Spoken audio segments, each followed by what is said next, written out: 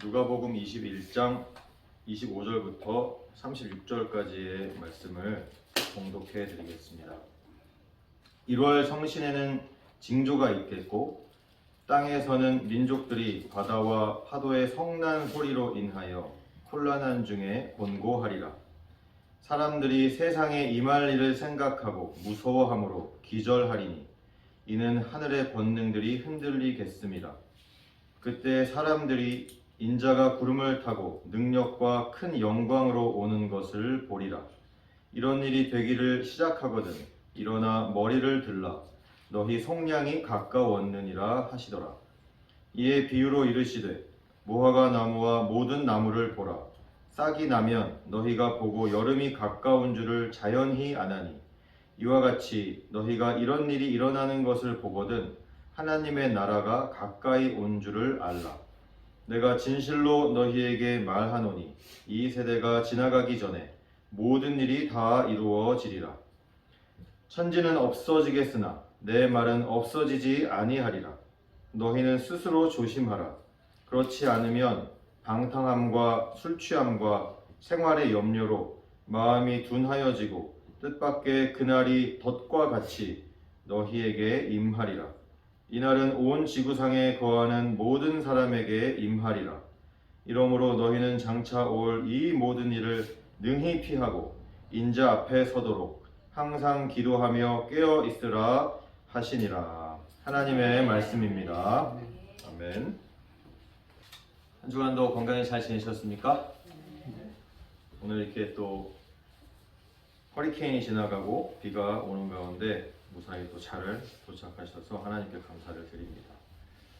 오늘 말씀은 누가복음 21장 뒷부분에 있는 말씀을 가지고 주보에도 나와 있지만 예수님을 기다리며 라는 제목으로 하나님 말씀을 나누기 원합니다. 지난주에도 제가 얼핏 말씀드렸는데 올해 2021년 1월 초에 하나님께서 우리가 이제 코로나 시대를 살아가고 있잖아요. 이 시대를 살아가고 있는데 소위 이제 어떤 전염병이 또 퍼질지 모르는 이런 마지막 때를 우리가 살아가고 있지 않습니까? 이 마지막 때를 살아가는 우리들에게 필요한 말씀을 누가복음을 통해서 주시겠다 이런 감동을 저에게 주셨어요. 그래서 다니엘서와 이렇게 번갈아 가면서 계속해서 이렇게 말씀을 전했죠. 다니엘서는 일찍 짧기 때문에 일찍 끝냈고 계속해서 누가복음을 통해서 이 마지막 때를 살아가는 우리들에게 주시는 하나님의 말씀을 듣고 있습니다. 그동안에 여러 가지 많은 말씀들을 주셨습니다. 그래서 저는 주시는 감동대로 매 주일마다 이렇게 말씀을 전해 왔습니다. 매주 말씀을 전하는 저를 위해서도 특별히 기도를 더 해주시기 바랍니다. 왜냐하면 여러분들이 앞에 서서 설교하는 저를 위해서 기도하지 않으면 하나님의 말씀이 안 나가고 인간의 말씀이 나갑니다. 여러분 한낱 나이도 어리고 인생도 별로 살지 않은 저같이 어린 목사의 의견을 듣기 위해서 여기 온 겁니까? 아니죠. 그죠? 네. 여러분 하나님 말씀을 들으러 오지 않았습니까? 아멘? 네. 그러면은 말씀을 전해야 될 하나님의 말씀을 바르게 전해야 될 저를 위해서 여러분 계속 기도해 주시기 바랍니다. 아멘. 네. 그래서 저도 그래요. 제 개인적으로도 제가 전하고 싶은 말씀을 저는 전하고 싶지 않습니다. 저는 하나님이 원하시는 말씀을 매주 전하기를 원합니다. 저를 위해서 계속 기도해 주시기 바랍니다. 그래서 지난주에는 특별히 마지막 때에 우리들이 반드시 마음에 품어야 할 것으로 누가 진정한 주인인가에 대해서 우리 함께 말씀을 나눴죠. 때가 가까워지면 가까워질수록 누가 나의 진짜 주인인지를 더 마음에 새기면서 살아야 할 줄로 믿습니다. 오늘은 누가복음 21장의 뒷부분에 있는 말씀을 나누라고 이렇게 감동을 주셨습니다. 그런데 이 누가복음 21장에는 앞부분에는 예수님께서 예루살렘 성전이 조만간 파괴될 것이고 예루살렘이 이방 군대에 의해서 점령되어질 것이다 이런 얘기를 예수님이 하셨어요. 실제로 그런 일이 AD 70년에 일어났죠. 로마가 쳐들어와가지고 다 부시고 예루살렘 점령하고 성전 불태우고 막 그랬단 말이죠. 그런 얘기가 누가복음 21장 앞부분에 나옵니다. 그리고 나서 이어지는 것이 우리가 이제 좀 전에 읽은 21장 뒷부분에 있는 말씀이에요. 이 21장 뒷부분에서는 무슨 얘기냐 하면 장차 예수님이 다시 오실 때, 예수님이 다시 재림하실 때 그때에 대한 말씀을 예수님이 직접 이렇게 말씀해 주셨습니다. 여러분, 예수님이 다시 오실 거라고 생각하십니까? 여러분이 예수님이 다시 재림할 것을 여러분 믿고 있습니까? 네.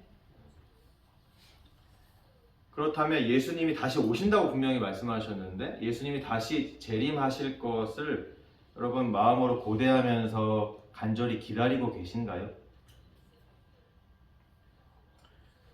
이 예수님께서 오늘 직접 말씀하신 거예요. 물론 성경 66권이 다 하나님의 말씀이지만 그 중에 특별히 요즘 성경에 보면은 이렇게 인쇄를 두 가지 색깔로 나오는 성경들이 있어요. 그래서 검은색은 그냥 성경 말씀이고 특별히 그 중에 빨간색으로 표현된 거는 예수님이나 하나님이 직접 하신 말씀을 이렇게 빨간색으로 성경책에 구별돼서 표시하기도 합니다. 그런 성경 갖고 계시죠, 그죠? 네, 요즘 나온 성경들은. 그래서 오늘 말씀은 성경이 다 중요하지만 다 하나님의 말씀이지만 특별히 예수님이 하신 말씀이에요. 그래서 요즘 나온 성경 빨간색으로 표시된 그런 말씀을 함께 나누려고 합니다. 그 말씀 중에 이 재림의 얘기가 있는 거예요. 다시 오시겠다는 이 재림의 얘기가. 그래서 예수님께서 직접 말씀하신 이 마지막 때에 일어날 일에 대한 말씀을 함께 살펴보면서 예수님의 다시 오심, 즉 재림을 기다리는 우리들이 어떠한 자세로 기다려야 하는가를 함께 묵상하며 마음에 새기시기를 주님의 이름으로 축원드립니다. 첫 번째로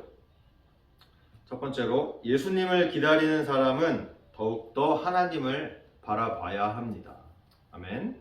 여러분, 우리가 늘 하나님을 바라보고 살죠, 그죠?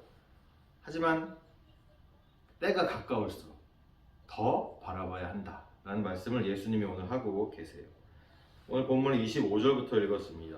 마지막 때에 무슨 일이 일어나는가 다 설명하진 않고 여기서는 그 일부 부분을 예수님이 말씀해 주고 계신데 25절에 보면 1월 성신에는 징조가 있겠고 땅에서는 민족들이 바다와 파도의 성난 소리로 인하여 혼란한 중에 곤고하리라.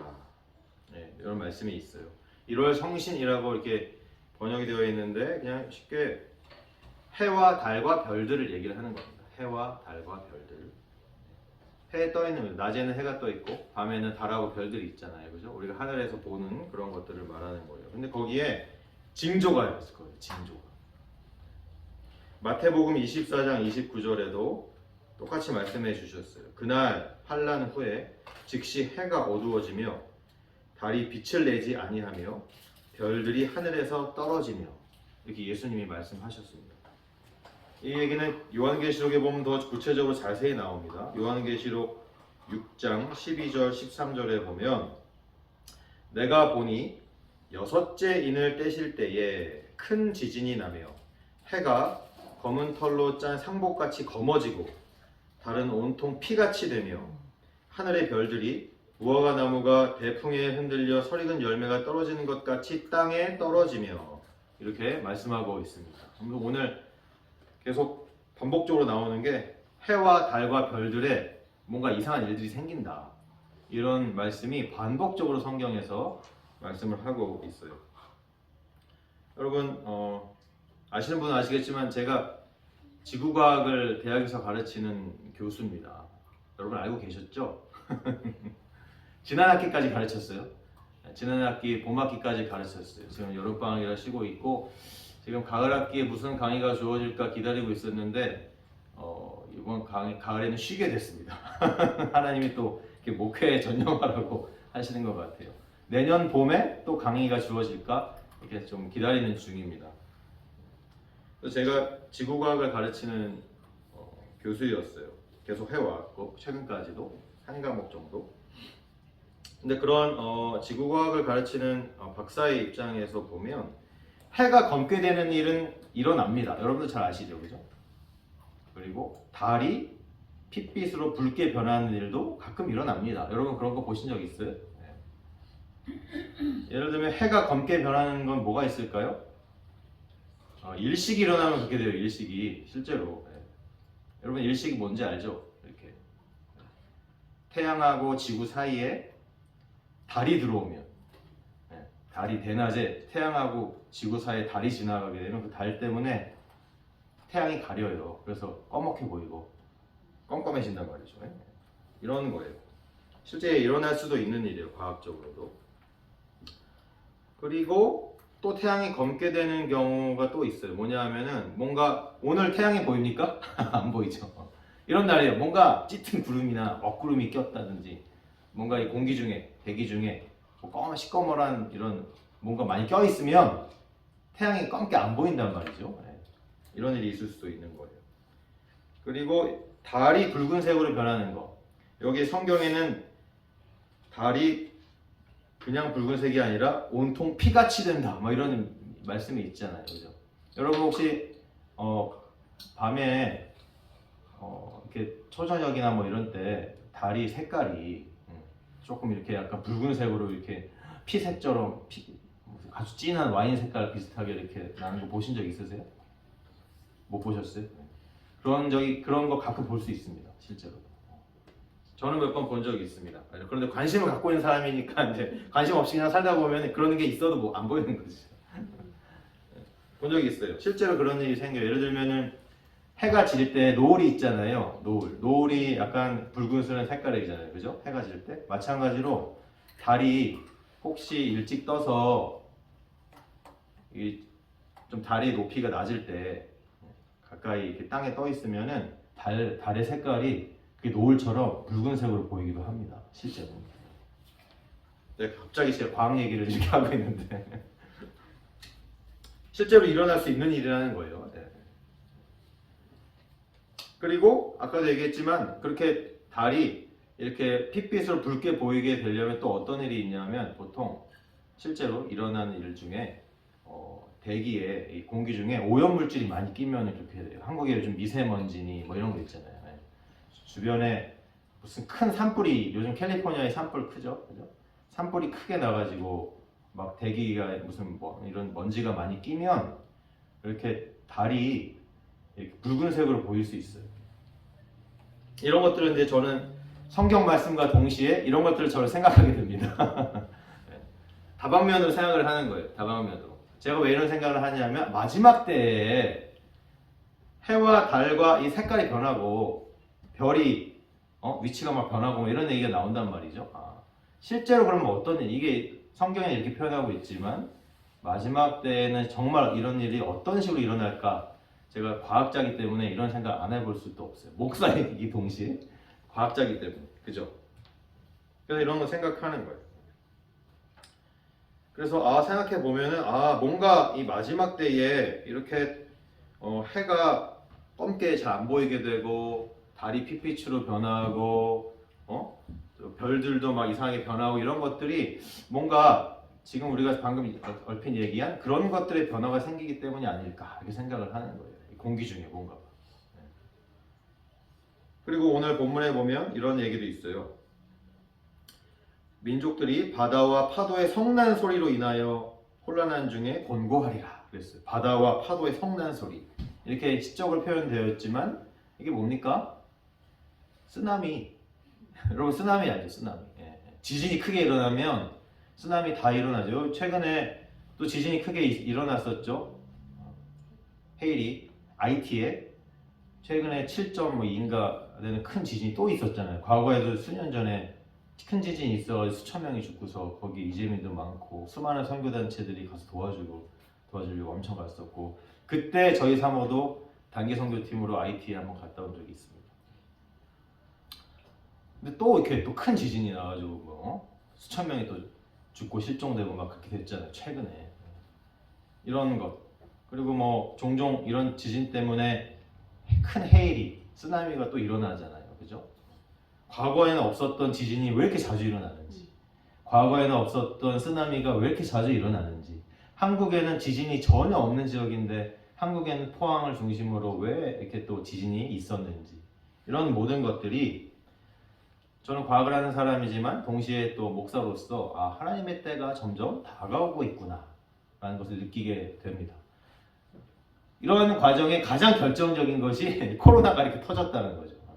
그래서 정상적으로 삶을 살 수 없는, 심지어는 마음껏 예배 드릴 수도 없고 모이기도 힘들고, 한국은 더 지금 봉쇄가 심해서 미국보다 더 예배 드리기가 힘들고 막 그런 상황이잖아요. 마음껏 교회에서 찬양하기도 힘들어. 무슨 비말 나간다고 마스크 쓰고 찬양하라고 하고 막 그러잖아요.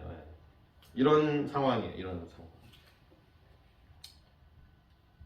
점점 예수님의 때가 가까워옴을 느끼게 되는 것입니다. 그리고 보세요. 26절에 보니까 사람들이 세상에 임할 일을 생각하고 무서워함으로 기절하리니 이는 하늘의 권능들이 흔들리겠습니다. 뭐 이런 얘기가 있어요. 이런 얘기는 그냥 딱 들으면 무슨 얘기인지 잘 와닿지가 않습니다. 이런 징조들이 일어나는 걸 보고 여기 보면 하늘의 권능이라고 되어 있는데, 하늘의 권능은 하늘에 떠 있는 해와 달을 말하는 겁니다. 하늘에 떠 있는 해와 달과 별들을 하늘의 권능이라고 이렇게 얘기를 하는 거예요. 하나님의 능력을 얘기를 하는 게 아니에요. 하늘에 떠 있는 해와 달과 별들이에요.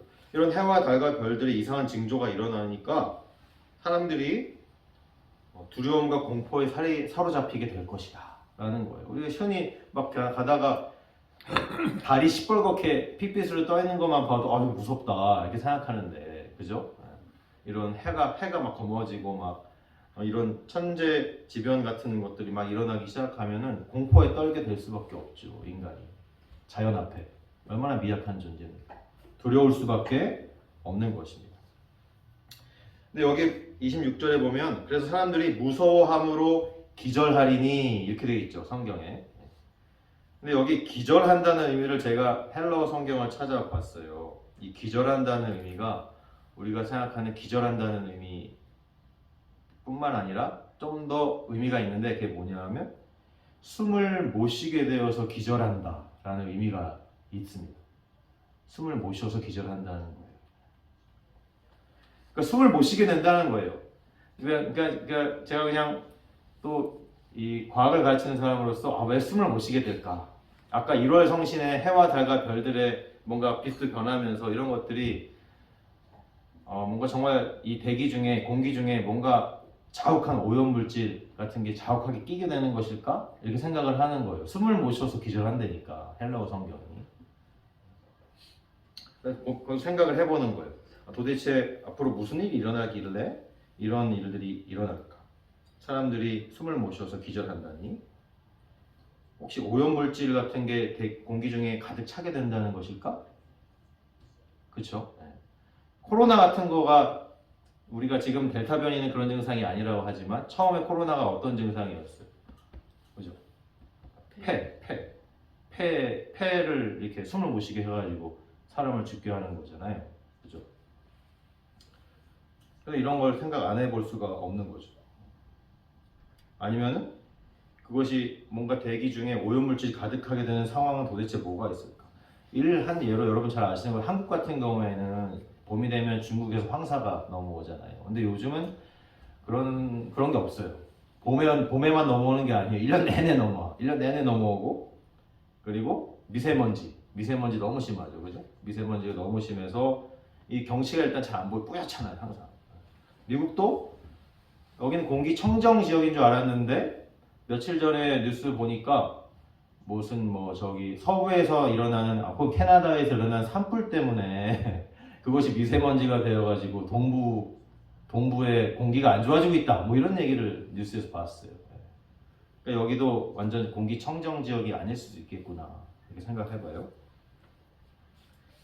이렇게 그렇다면 이건 이게 각 지역적으로 공기가 탁해지는 건데, 전 지구적으로 공기가 탁해져가지고 정말 사람이 숨도 못 쉬게 될 이런 상황이 도대체 무슨 일이 일어나면 이렇게 될까? 이렇게 제가 생각해 봅니다. 그러면 뭐가 있냐면, 예를 들어 이런 게 있을 수 있어요. 화산 폭발이 여러 개가 일어나면 전 지구가 뽀얗게 됩니다. 오염물질로 가득 찹니다. 화산재로. 지금 화산이 실제로 몇 개 활동하고 있는 화산이 전 지구적으로 있어요. 근데 큰 폭발이 일어나는 경우도 있습니다. 근데 한두 개 일어난다고 그러지는 않아요. 여러 개가 동시에 막 터지면 가능성도 있겠다 이렇게 생각을 해봐요. 또 운석이 충돌하면은 이렇게 됩니다. 운석이 지구의 어딘가에 떨어지면 큰 운석이 그럼 전 지구가 아주 큰 오염물질로 뽀얗게 다 덮이게 됩니다. 그리고 여러분 잘 아시는 거죠. 핵폭탄이 떨어집니다. 전 지구가 여러 군데 핵폭탄이 떨어지면 아주 뽀얗게 이렇게 됩니다. 햇빛이 안 들어와. 그럼 핵 겨울이니 뭐 이런 것도 일어난다 하잖아요. 만약에 이런 상태라면 정말 사람이 숨을 못 쉬겠구나 밖에서. 그리고 이렇게 되면은 해가 껌껌해지겠구나. 그리고 이렇게 되면 달이 피색깔로 변하겠구나. 이렇게 과학적으로 생각이 듭니다. 그럼 이런 일이 일어날 수 있다는 거예요. 하지만 예수님이 말씀하신 것만 생각하면 그냥 세상 마지막 때가 돼서 해와 달과 별들의 뭔가 문제가 생길 수도 있겠구나 라는 겁니다. 그래서 예수님을 기다리는 우리들이 실제로 앞으로 닥칠 일들에 대해서 아무 넉넉고 그냥 있으면 안 되겠다는 얘기를 지금 하는 거예요. 이런 일이 온다 라고 예수님이 말씀하고 계시는 거 아니겠습니까? 그러면은 그렇게 큰 지진이 일어나고 막 운석이 충돌하고 지진이 일어나고 이러면 쓰나미도 당연히 일어나는 거죠. 그죠? 그래서 막 사람이 살기 어려운 시대. 사람들이 얼마나 무섭겠어요. 공포에 떨고 무서워서 숨도 못 쉬고 그러다 기절하게 되는 거죠. 오늘 말씀처럼. 그럼 그게 끝이냐? 그게 아니라는 거예요. 27절에 보니까 그때에 사람들이 인자가 구름을 타고 능력과 큰 영광으로 오는 것을 보리라. 아멘. 그때 예수님이 오신다는 거예요. 이렇게까지 되면. 이 예수님이 다시 재림하시는 줄로 여러분 믿으십니까? 아멘. 여기에만 나온 말씀이 아니에요. 예수님 다시 오신다는 게 성경에 여러 번 나옵니다. 제가 대표적인 거 몇 개만 읽어드릴게요. 마태복음 26장 64절에 인자가 권능의 우편에 앉아 있는 것과 하늘 구름을 타고 오는 것을 너희가 보리라. 아멘. 데살로니가전서 4장 16, 17절에도 이렇게 말씀하고 계세요. 주께서 호령과 천사장의 소리와 하나님의 나팔 소리로 친히 하늘로부터 강림하시리니 그리스도 안에서 죽은 자들이 먼저 일어나고 그 후에 우리 살아남은 자들도 그들과 함께 구름 속으로 끌어올려 공중에서 주를 영접하게 하시리니. 아멘. 아멘. 그리고 마지막 때를 말씀하시는 대표적인 계시록 요한계시록 1장 7절에도 볼지어다 그가 구름을 타고 오시리라. 아멘. 이렇게 반복적으로 성경에서는 말씀하고 계세요. 예수님 다시 오신대요. 여러분 믿어지십니까? 아멘. 다시 오신대요.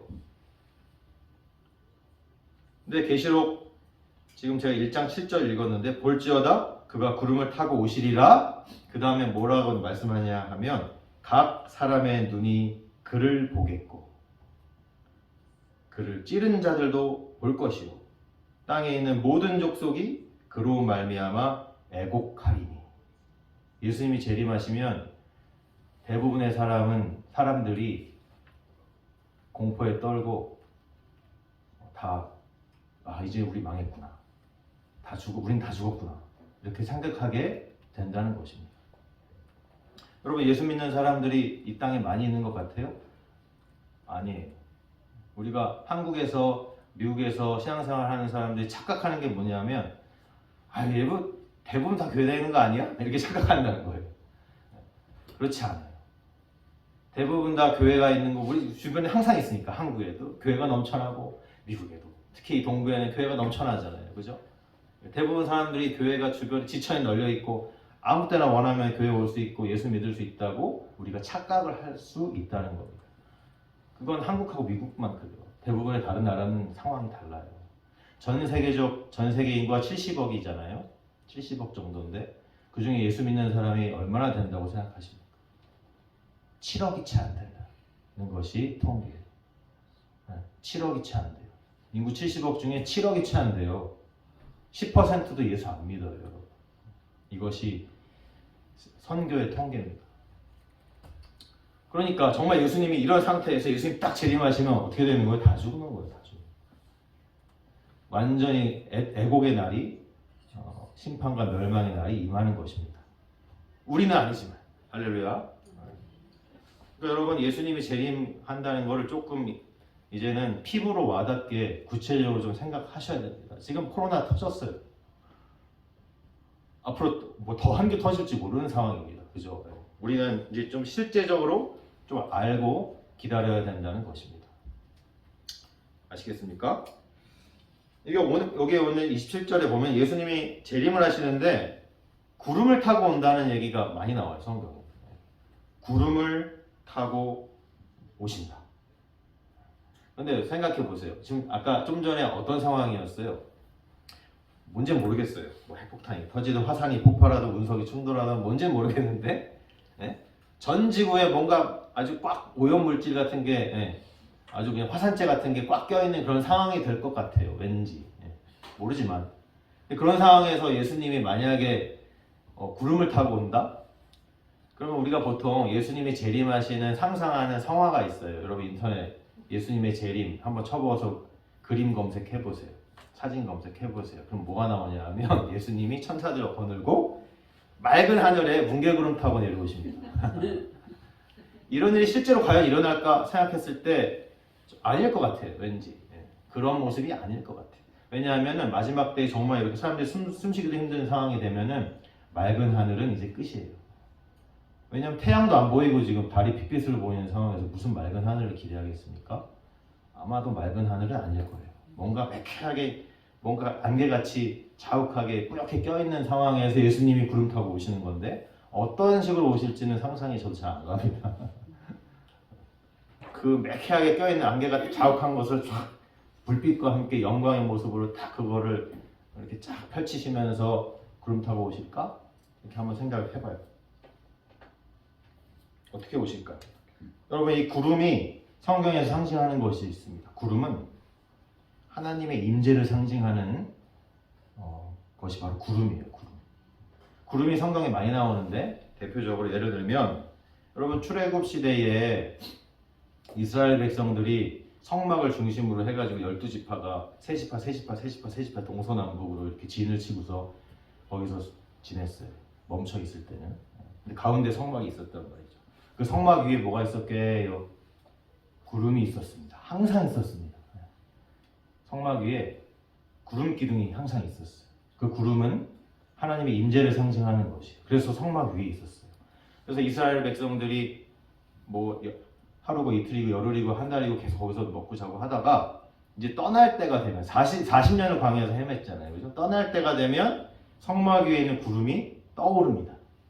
그러면 사람들이 이제 우리가 떠날 채비를 해야 되겠구나 하고서 이제 채비를 해가지고 다시 길을 가는 거예요.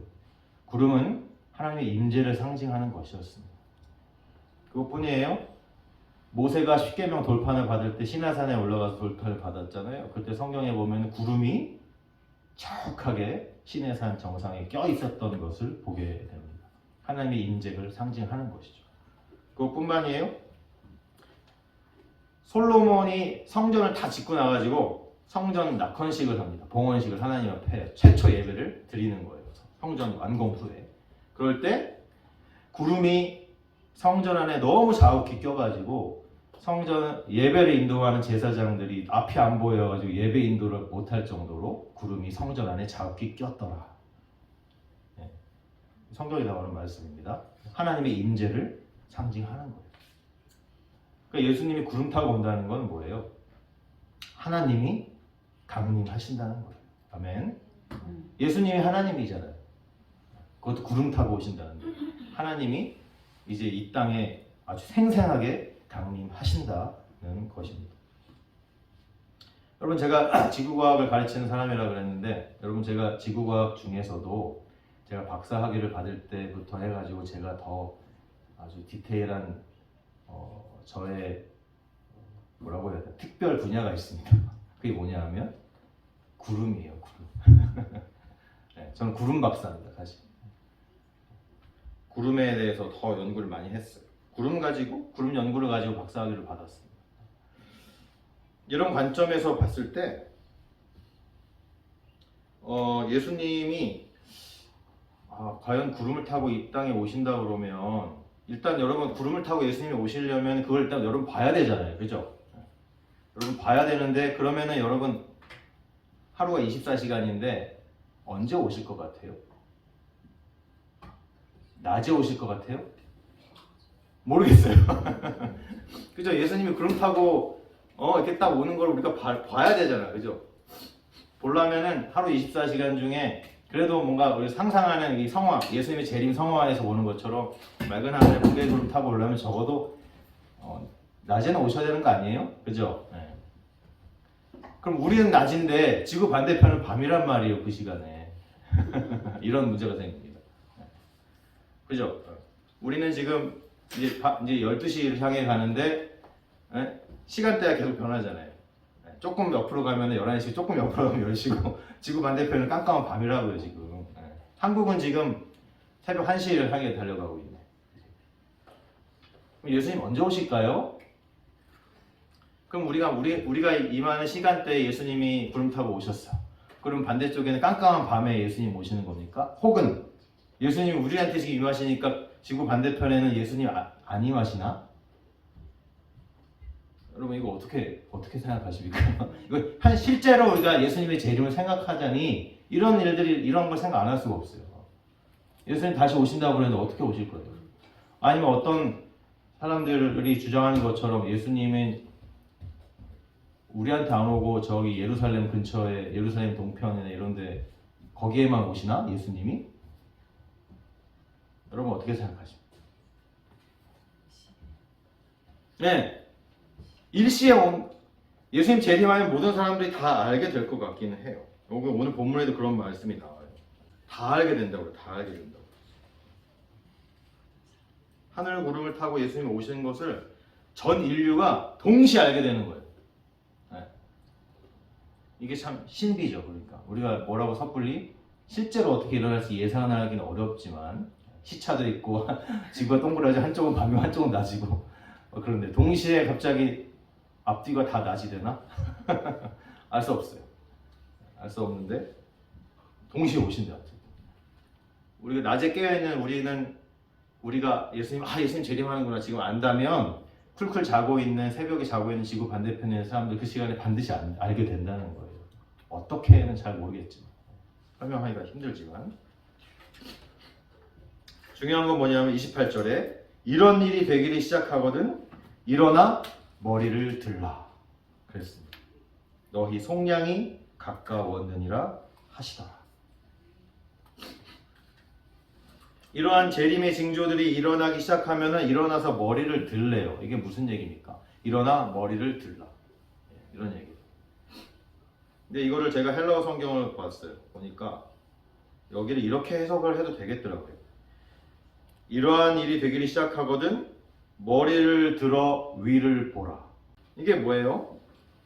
이런 징조들이 일어나면은 아까 26절에 나온 것처럼 사람들이 막 무서워하고 있잖아요. 지금 막 해가 안 보이고 막 핏빛이 달 뜨고 막 이상한 일들이 막 쓰나미 일어나고 지진 일어나고 막 이런 사람들이 공포에 떨고 무서워하고 숨도 잘 못 쉬고 기절하고 이런 상황이에요. 이런 상황에 이런 징조들이 일어나기 시작하면 너희들은 세상 사람들처럼 두려워하지 말아라. 예수 안 믿는 사람들처럼 두려워하지 말아라.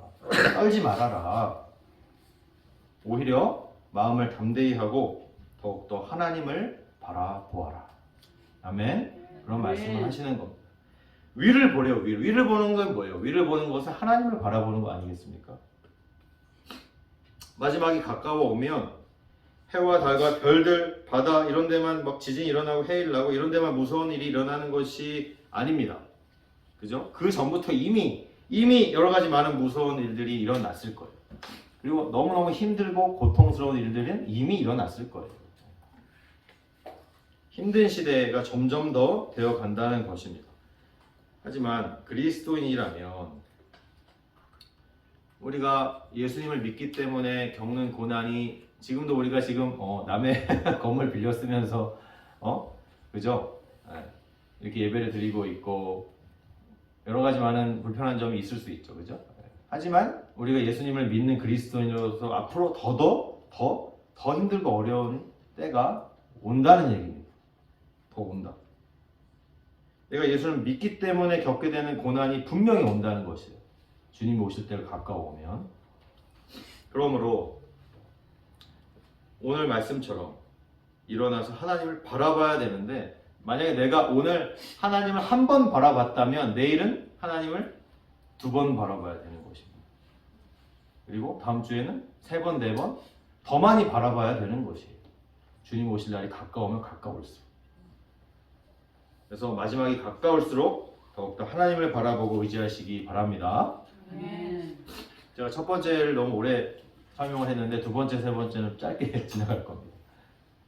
2번째는 예수님을 기다리는 사람은 더욱더 말씀을 의지해야 합니다. 오늘 예수님께서 밝히 말씀해 주고 계세요. 29절에 보니까 이에 비유로 이르시되 무화과 나무와 모든 나무를 보라. 30절 싹이 나면 너희가 보고 여름이 가까운 줄을 자연히 아나니.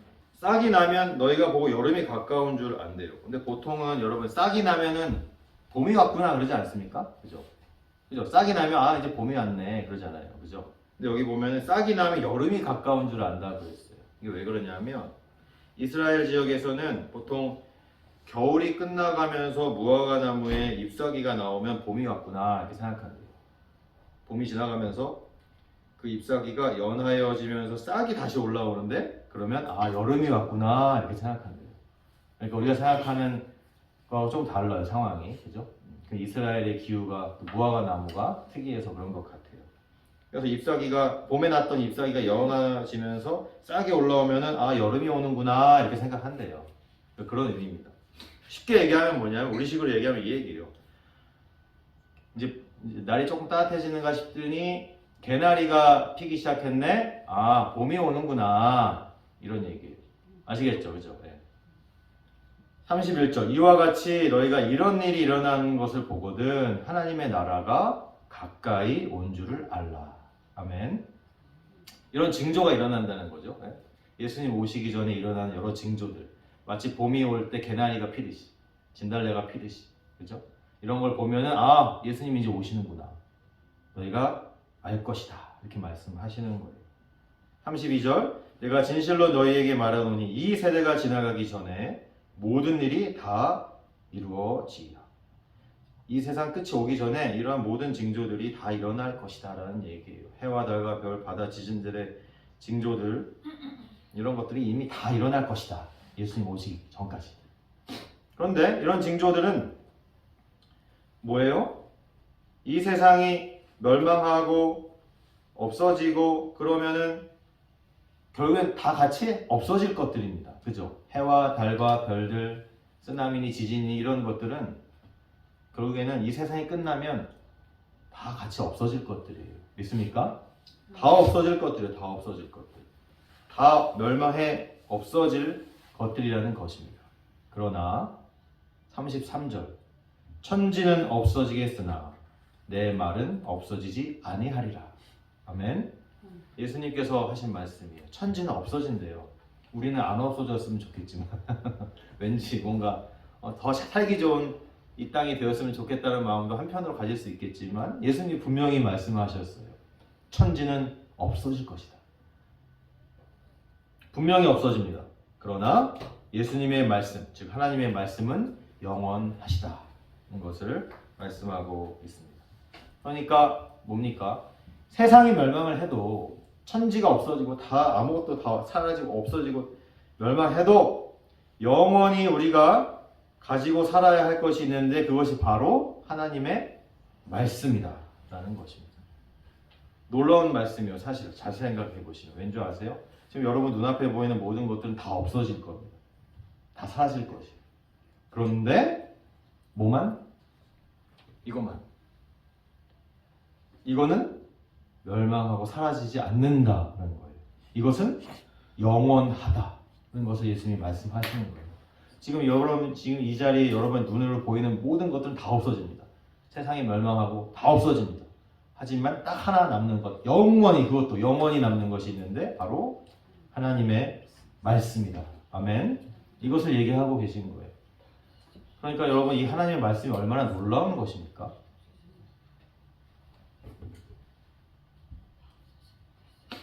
이것을, 그러니까 우리가 이 영원히 있어야 될 이 하나님의 말씀을 잘 읽고 잘 묵상하고 잘 암송하고 잘 공부해야 합니까? 말아야 됩니까?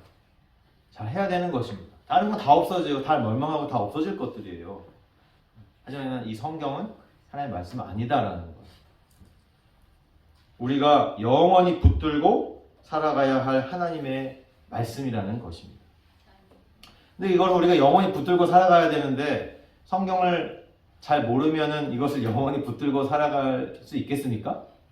아니에요. 성경을 잘 모르면은 이걸 영원히 우리가 갖고 영원히 붙들고 살아가야 되는 것이 하나님의 말씀인데, 영원히 이 세상은 망해도. 근데 성경을 잘 모르면 영원히 붙들고 살아가기가 힘들지 않겠어요? 그래서 우리가 성경 공부하는 거예요. 수요일에 성경 공부하고 매일 성경 읽기 하는 겁니다. 여러분, 지난주에 성경 읽기 잘 하셨습니까? 네. 계속해서 잘 하시기 바랍니다. 이제 마지막 세 번째로 예수님을 기다리는 사람은 더욱더 기도에 힘쓰며 깨어 있어야 합니다. 34절에 이렇게 말씀하세요. 너희는 스스로 조심하라. 그렇지 않으면 방탕함과 술 취함과 생활의 염려로 마음이 둔하여지고 뜻밖의 그날이 덫과 같이 너희에게 임하리라. 이렇게 말씀하고 계세요. 방탕함과 술 취함과 생활의 염려가 있대요. 이 방탕함은 술 취함하고 거의 똑같은 거예요. 사실 헬라어 성경을 보면 이 방탕함이 뭐냐면 술에 취한 상태를 얘기를 하는 거예요. 특히 술에 취했는데 그냥 취한 게 아니라 술에 취해서 속이 약간 메스꺼운 그런 상태를 이 방탕함이라고 번역을 해놓았어요. 술에 취해서 속이 메스꺼운 거예요. 그리고 술 취함은 문자 그대로 술 취하는 거예요. 그래서 다시 이걸 제가 만약에 번역해 보자면 이렇게도 할 수 있어요. 메스꺼움과 술 취함과 생활의 염려, 이렇게 번역해도 돼요. 즉 무슨 얘기예요? 이 마지막 때에는 살기 힘드니까, 신앙생활하기 힘든 것뿐만 아니라 사는 것 자체가 힘들어요. 사는 게 힘드니까 세상의 염려로 인해서 고통을 잊기 위해서 술을 더 많이 먹게 된다, 이런 얘기예요. 술을 더 많이 먹게 돼요. 여러분, 술을 더 많이 먹게 되십니까? 살기 힘들면 술 더 먹게 되는 거예요. 여러분, 이 70억 인구 중에 예수 믿는 사람이 7억도 채 안 되는데 나머지 대부분의 사람들은 힘들고 어려우면 술을 찾죠. 술뿐입니까? 마약을 찾는 사람들도 있어요. 더 어려운, 말도 안 되는 것, 더 위험한 것 찾는 사람들도 있습니다. 예수 믿는 사람들도 요즘 술 드시는 분들 많은데 하물며 예수님 말씀을 보세요. 너희가 힘들고 어려워지면 술이 취해서 메스꺼워지고 그냥 이런 걸 찾게 돼 있다 라고 예수님 말씀하시는 거죠. 그래서 술을 더 많이 먹게 되고 술을 더 의지하게 되어서 결국 더 죄에 빠지게 된다 라는 것을 경고하시는 것입니다. 마음이 둔하여진대요. 마음이. 이런 것들 때문에 마음이 둔하여지는 거예요.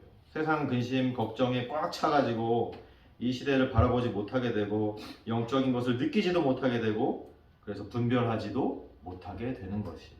그래서 내 마음이 세상 일로 완전히 꽉 눌려져 있는 그런 상태를 말씀하시는 겁니다. 그게 마음이 둔하여지는 거예요.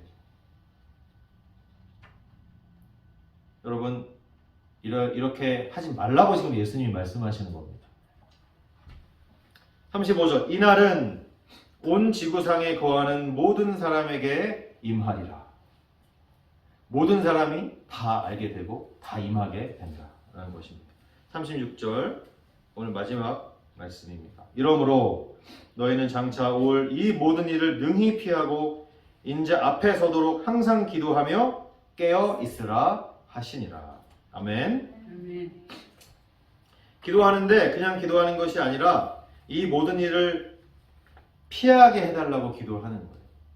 이 모든 일을 피할 수 있는 힘을 달라고 기도하라는 겁니다. 헬라어 성경이 그렇게 되어 있어요.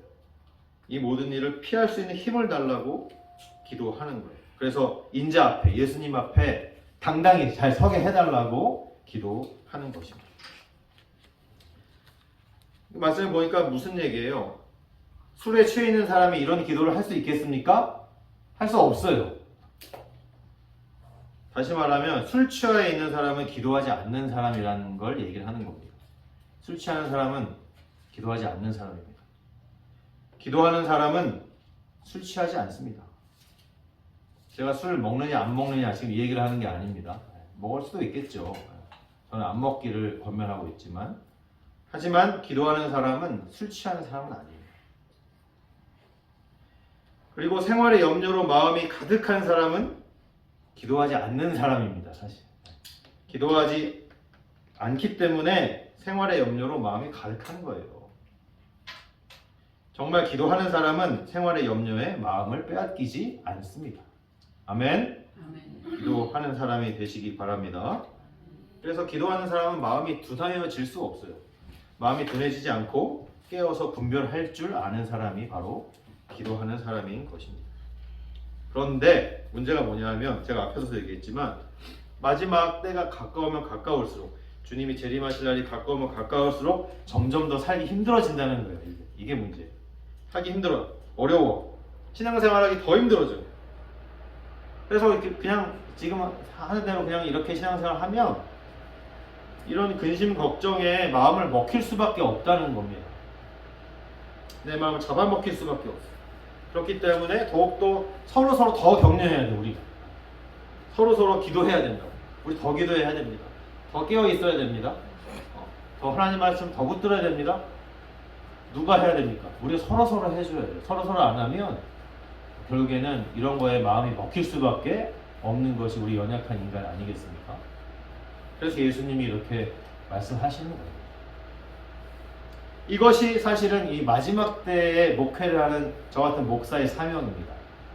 그리고 이것이 이 마지막 때에 우리 함께 교회를 개척해서 교회를 하고 있는 우리의 사명인 줄로 믿으시기 바랍니다. 아멘. 성도들의 마음이 둔하여지지 않도록 늘 깨어서 기도하며 늘 깨어있도록 서로 격려하고 권면하고 도와주어야 하는 것입니다. 그래서 제 생각에 우리가 성경 공부는 시작을 했으니까, 성경 읽기도 시작했으니까 기도하는 모임도 이제 만들어야 됩니다. 때가 악해지면 악해질수록 더 모여서 기도해야 됩니다. 사실은 지금이 그렇게 해야 되는 시대예요. 사실 기도하기 어렵기 때문에 더 기도해야 되는 시대인 것입니다. 그런데 우리가 생각할 게 있어요. 우리가 과거에는 우리가 보통 어떻게 기도했습니까? 보통 이렇게 했죠. 내가 남는 시간에 기도했어요. 내가 남는 시간에 성경 공부했어요. 근데 이렇게 하면 결국에는 주님 오시기 전에 세상에 다 잡아먹히게 된다는 것을 말씀하는 것입니다. 남는 시간에 이런 거 하는 사람들은 세상에 잡아먹히기 딱 좋은 사람이다 라는 거예요. 그렇기 때문에 내가 먼저 기도하고 먼저 성경 공부하고 남는 시간에 다른 중요한 일들을 해야겠다, 이러한 마음가짐의 변화가 우리에게 있어야 되는 줄로 믿기를 바랍니다. 마지막 때에는 이러한 패러다임 시프트, 내 마음의 변화가 있어야 됩니다. 그래야지 주님 오실 날 깨어 있으며 주님 앞에 머리를 들고 주님 앞에 당당히 나아갈 수 있는 사람이 되지 않겠습니까? 이러한 관점으로 우리 삶의 방식을 조정해야 되는 것입니다. 그래서 조만간 기도 모임을 만들었으면 좋겠어요. 우리가 지금 일주일에 한 번 여기서 모이는 것도 눈치 보면서 모이는데 모이기가 쉽지 않죠. 그죠? 하다못해 정말 줌으로라도, 줌 미팅으로라도 모여서 기도했으면 좋겠다, 이런 생각을 해봅니다. 사실은 우리가 지금 당장이라도 새벽 예배하고 금요 철야기도 해도 하고 계속적으로 지속적으로 더 열심히 모여서 더 기도해야 될 때이기 때문입니다. 말씀을 정리하고 마치도록 하겠습니다. 우리 사랑하는 성도 여러분들은 예수님을 믿는 그리스도인이 맞습니까? 아멘. 네. 맞습니다. 우리는 예수님을 믿습니다. 그런데 예수님을 믿는다는 것은 장차 다시 오실 예수님을 고대하며 기다린다는 것을 포함하는 믿음입니다. 여러분 예수님을 기다리십니까? 예수님 빨리 오셨으면 좋겠습니까? 예수님을 믿는다는 것은 그걸 믿는 거예요. 사랑하는 성도 여러분, 오늘 예수님께서는 분명히 말씀해주고 계십니다. 우리 주님이신 예수님을 기다리며 더욱더 하나님을 바라보시기 바랍니다. 그리고 영원히 변치 않을 오직 하나님의 말씀을 의지하시기 바랍니다. 그리고 때가 악해질수록 더욱더 기도하면서 영적으로 깨어서 시대를 분별할 줄 아는 저와 여러분들이 다 되시길 주님의 이름으로 축원합니다. 아멘. 아멘.